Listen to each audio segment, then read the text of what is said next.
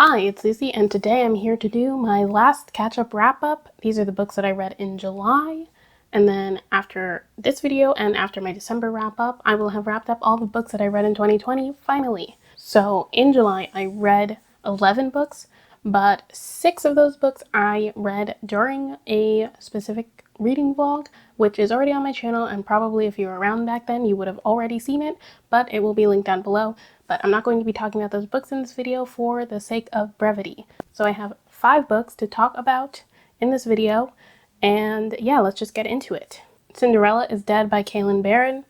I received an arc of this via NetGalley in exchange for an honest review. This is set in a fantasy world where the tale of Cinderella is a real one and is worshipped by the society. 200 years after Cinderella's story takes place, teen girls are now required to go to the annual ball so that they can be picked over by the men in their society so that they can be chosen to be their wives. If a suitable match is not found after the third ball, those girls are never seen again. In this book, we follow a girl who would much rather marry her best friend than any man. So when she's at her first annual ball, she ends up running away and meeting another girl who wants to work together to bring down the king. I ended up giving this 3.5 stars. I did do a full video review, spoiler free, on my channel a while ago, so it's linked in the cards and down below, but overall I did enjoy this as a fun romp. There were just some aspects that I think could have been more fleshed out and maybe needed more development. Paper Girls Volume 5, written by Brian K. Vaughan and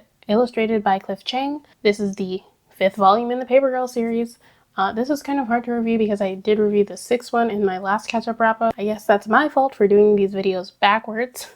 Overall, I enjoyed this volume, and I liked that it felt like we were getting somewhere, and it made me want to read the last volume. The bare bones of this series is that it follows a group of girls in the 80s who are on their daily paper route, and then some really weird stuff starts to happen, and we follow them as they go on their adventure, I guess, is one way to describe it. The Grace Year by Kim Liggett.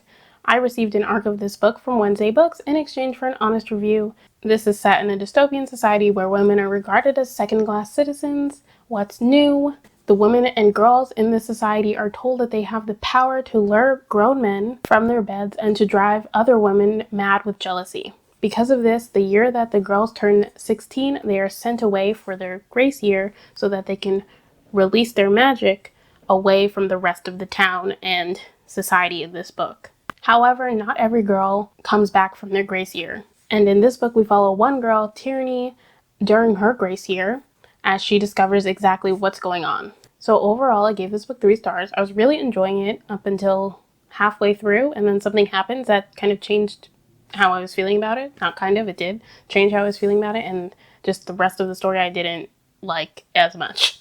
This is obviously a story about patriarchy, and I had seen like descriptions, or what is it called, comp titles, being like a cross between The Handmaid's Tale and The Lord of the Flies, and I thought that fit it well. So if you're interested in that, that's something to note. I appreciated how our main character Tierney's anger is shown throughout the story, especially in the beginning. I also thought the writing was well done, and the descriptions of her surroundings were very visual and atmospheric. We really get the feeling of being in the society where women can be killed at the drop of a hat because of their transgressions, and the fear that these women feel is palpable throughout the story. I would like to point out, because this is something I'm noticing when I'm trying to read, I'm not trying to read more dystopian stories really, but when I do read dystopian stories, there's no noted people of color in the story. I do not recall anyone's skin color being mentioned, so it's possible that they were there but not noted, which I guess is one way. But some of the aspects that are part of women being in this society lend its idea to there not being women with different hair textures or anything. It leads me to believe that the society is white, but technically I don't think anyone's skin color was described. But I did want to note that. And there's also no trans people. This is a very, stereotypically more than conservative religious community. So otherwise, like I was saying, I really liked the story for the first half, but then the second half happened, and I don't want to give spoilers for the book, but we meet someone and it changes so much about the story, so much of what I thought the story was trying to do, and I just don't think it ended up doing it well because of that change. There is a romance within the story, and the romance is with a man, and I didn't enjoy it at all, especially considering who the man was, which once again, I don't want to spoil it. I just hated that. So it really tainted the rest of the story, and there were fundamental aspects about the main character that were changed because of it that I didn't like. It didn't work for the story that I thought the author was trying to tell. I thought it was supposed to be more about, like, I guess girl power is the soft way to put it, but it felt like it was supposed to be about, like, working together, really having each other's back, but I felt like we have this man in there, which was unneeded. Like, there's no reason. Meddling Kids by Edgar Cantero. This is supposed to be a play on Scooby-Doo, but for adults. We follow a group of people who solved mysteries when they were teens, until their last mystery ended in an unexpected way.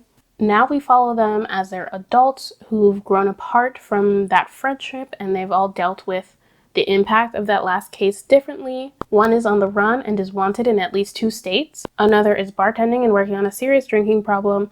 And another is in an asylum where his only friend is his hallucinations of their other friend who passed away years ago. In this book, they decide to get back together to try and figure out exactly what happened in that last case, because they know it wasn't their usual monster and a weak guy in a suit.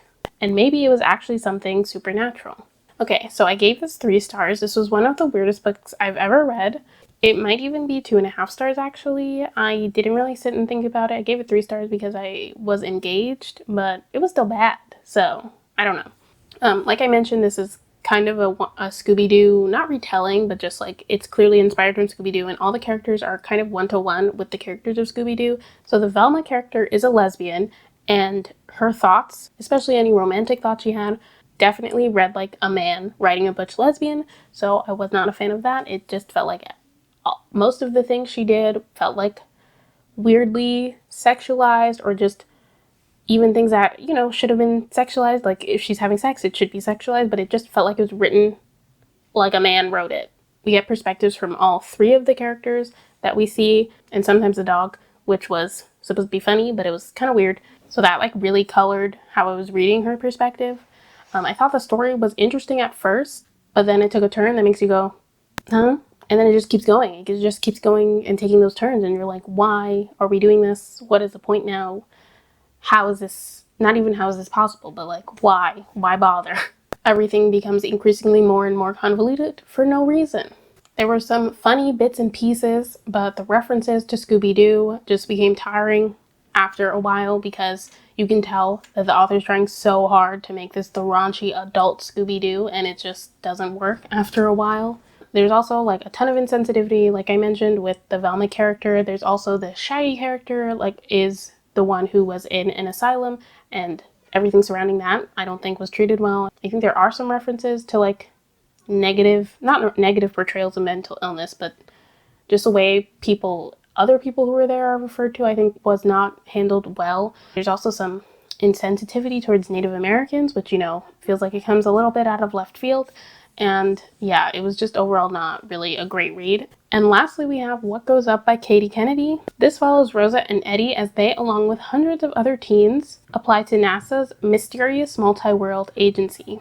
Feel like you should know that Goodreads synopsis gives more than that, but I feel like it's better not to know. So you can look at Goodreads, or you can just go with my synopsis. I gave this 3.5 stars. This was a fun read, but it wasn't anything special to me. I thought the first half was better than the second half, which I feel like is a trend in at least this month's reading, July's reading, especially because this felt like 2 books to me at times, because the first half specifically follows them doing what I just said in the synopsis. They're trying to pass these trials and like tests to become part of NASA's multi-world agency. So this is like kind of speculative sci-fi, I guess, where like this is like an alternate world where everything about Earth is the same, but they just have this multi-world agency where NASA's exploring other worlds. But I thought the tests that the characters would have to follow and just everything surrounding that was really fun to read about.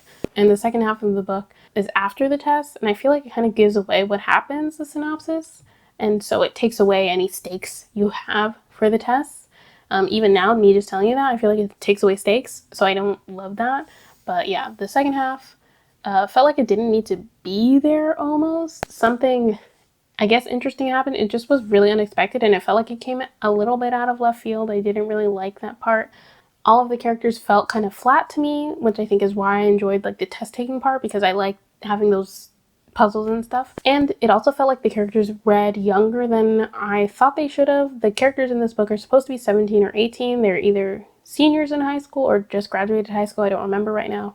But some of the actions they did, some of the things they said, made them sound like they were like 13 or 14, which I wasn't a fan of. But overall, this was a fun romp.